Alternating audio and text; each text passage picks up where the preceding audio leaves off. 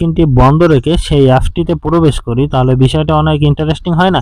তো এখানে দেখেন আমি কিন্তু অলরেডি আমার স্ক্রিনটি বন্ধ করে রাখছি। এখানে যদি আমি একটা ড্রয়িং করি সেক্ষেত্রে কিন্তু আমি সরাসরি ফেসবুকে প্রবেশ করতে পারছি। আর স্মার্টফোনের স্ক্রিনটি অফ রেখেও সেই অ্যাপসটিতে প্রবেশ করতে পারবেন। আমরা কিন্তু প্রতিনিয়তই ফেসবুক, হোয়াটসঅ্যাপ, ইনস্টাগ্রাম এমনকি অন্য কোনো অ্যাপস আমরা ব্যবহার করে থাকি। তো আমরা যদি স্ক্রিনটি বন্ধ রেখে সেই অ্যাপসটিতে প্রবেশ করি তাহলে বিষয়টা অনেক ইন্টারেস্টিং হয় না?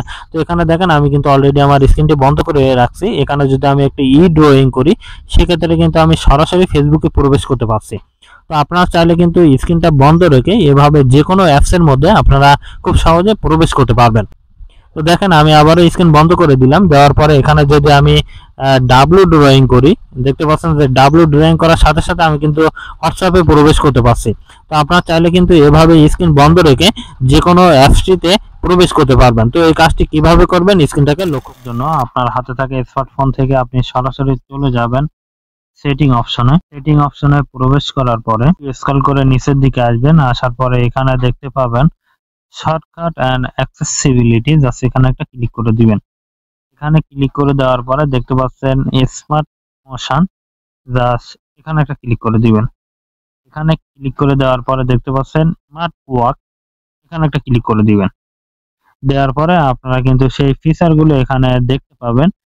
তো এখান থেকে যদি আমি ড্রয়িংটা আপনি সিলেক্ট করে দেন সেক্ষেত্রে কিন্তু আপনি সরাসরি মিউজিকে প্রবেশ করতে পারবেন। আর এখানে দেখতে পাচ্ছেন ড্রয়িং ডাব্লু, অর্থাৎ যদি আপনি স্ক্রিনটা অফ রাখা অবস্থায় ডাব্লু ড্রয়িং করেন সেক্ষেত্রে আপনি কিন্তু হোয়াটসঅ্যাপে ইউজ করতে পারবেন। আর আপনার যদি কোনো স্পেশালি কোনো অ্যাপস এর মধ্যে প্রবেশ করতে চান তাহলে এখানে দেখতে পাচ্ছেন নিচে ড্র এখানে একটা ক্লিক করে দিবেন। এখানে ক্লিক করে দেওয়ার পরে আপনার স্মার্টফোনের যতগুলো অ্যাপ ব্যবহার করেন সেই অ্যাপস গুলো কিন্তু এখানে দেখতে পাবেন। ঠিক আছে, এখানে কিন্তু সব অ্যাপস গুলো আপনি দেখতে পাবেন। এর মধ্যে আপনি যে অ্যাপসটি প্রতিনিয়ত ইউজ করেন সেই অ্যাপসটি চাইলে আপনি সিলেক্ট করে রাখতে পারেন। তো আমি এখানে অলরেডি কিন্তু আমি ফেসবুকটি সিলেক্ট করে রেখেছি। তো আপনারা চাইলে কিন্তু এভাবে আপনার স্ক্রিনটি অফ রেখে যে কোনো অ্যাপসটিতে প্রবেশ করতে পারবেন খুব সহজে।